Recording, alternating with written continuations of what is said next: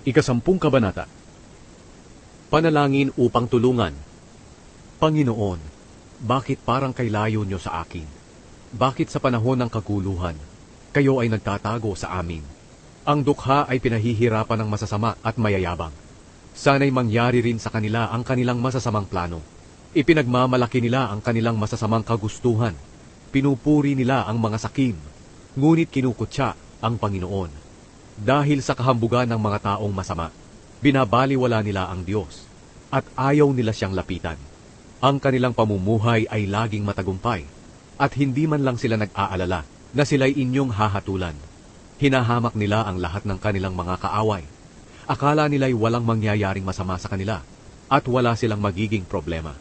Sila'y lapastangan kapag nagsalita, sinungaling at mapagbanta.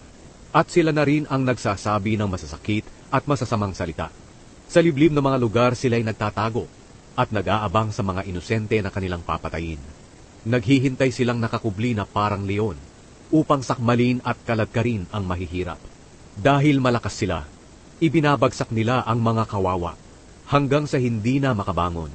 Ang akala nila'y hindi sila pinapansin ng Diyos at hinding-hindi niya nakikita ang kanilang mga ginagawa.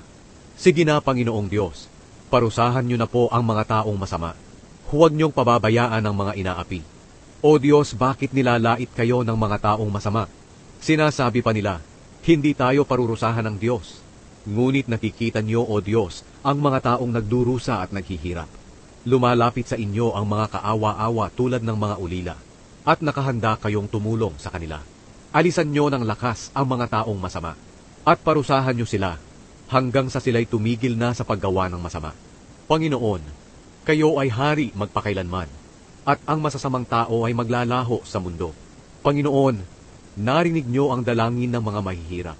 Pakinggan niyo po sila at palakasin. Bigyan niyo ng katarungan ang mga ulila at mga api, upang wala ng mga taong mananakot ng kapwa, dahil sila'y tao rin lang.